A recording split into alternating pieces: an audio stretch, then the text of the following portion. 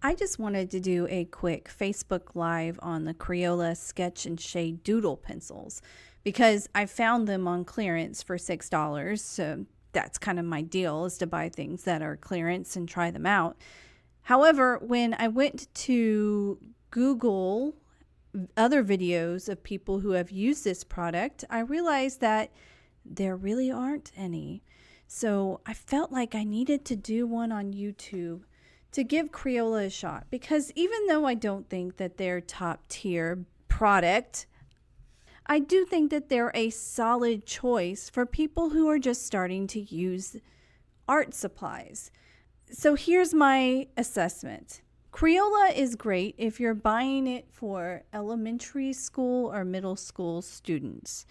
If they just need it for classroom projects, get good old-fashioned Crayola colored pencils, and they will work just fine. They are serviceable.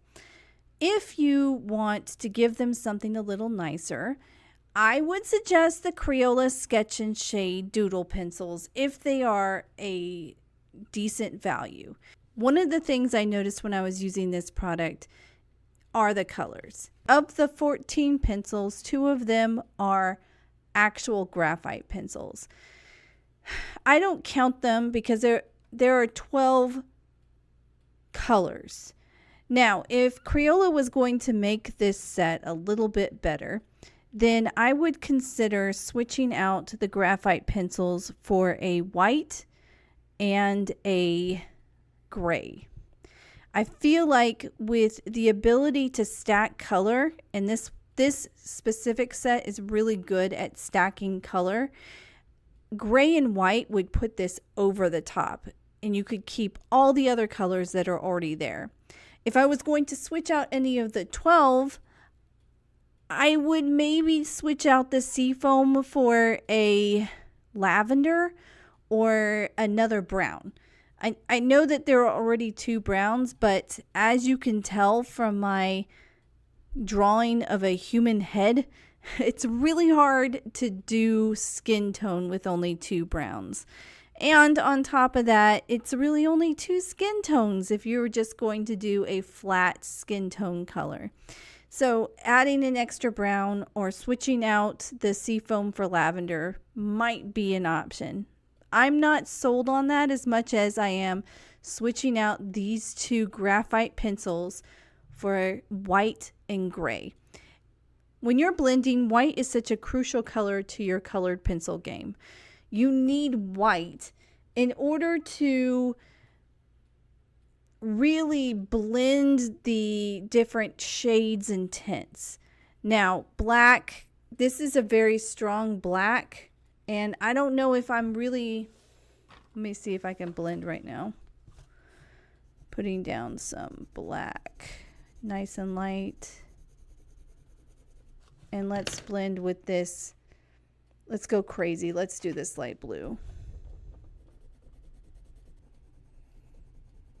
What I felt when I was using this is that it didn't blend as well as it stacked. And those 2 things are not the same thing.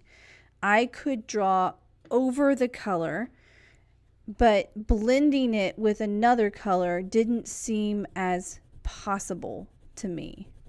It felt like I was simply stacking the color. Now, if I had some nice Prismacolors, which I do, then I could stack the color really well, and I could blend the color.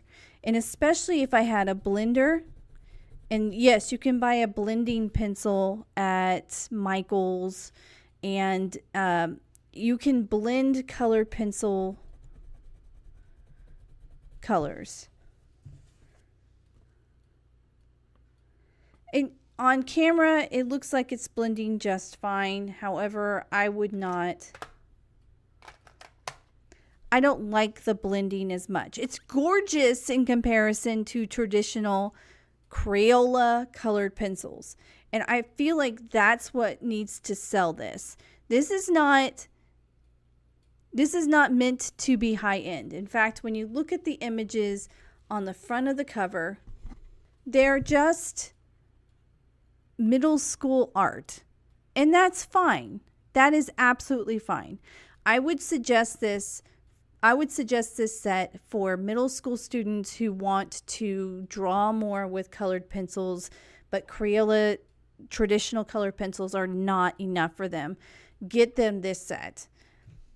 I also wanted to highlight it and what it was good for. And one of the things I noticed is that when I drew something black and colored over it, the shade seemed to show a little bit over the colored pencil. So that is why I took a picture of an apple and I turned it black and white.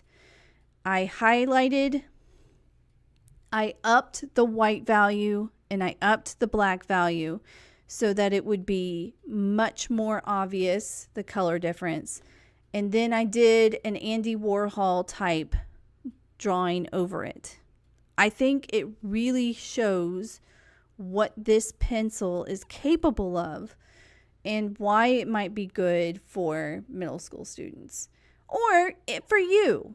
Like, let's say that you're used to using Crayola colored pencils and you don't want to spend $26 on a Prismacolor set yet, or $20 on Arteza. So you want to get something that is in between to see if maybe it could be your right thing. Like, you can get this and you'll find that the colors are much stronger and vibrant than just regular Crayola colored pencils. I will say, however, you do not get the diversity of color that you would with a 24 set, and that makes it harder to free draw. Now, if you just are getting a coloring book, get this. It's fine.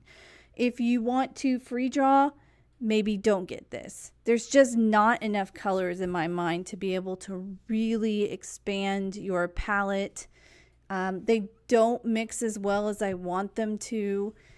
Without white, you really can't pull out those lighter tones that you want. And I can't understand, if it's meant to be on white and black paper, why in the world did they not give a white colored pencil? They give a white colored pencil all the time in these, even the 12 colored pack of regular Crayola colored pencils. You get white. No one uses white in regular colored pencils because everybody is drawing on white paper. So it becomes the colored pencil that just sits in the box and is never used. Meanwhile, you have this actual product that's good on black paper, but you don't want to give us a white colored pencil? Come on. Or gray. In both cases, they would be very helpful to this specific pack and would up the value of what you're getting. So there we have it. A review of Crayola Sketch and Shade Doodle pencils. I hope it was helpful for you. I hope it helped you decide whether or not to get it for your child or for yourself. And look forward to more. Bye, y'all.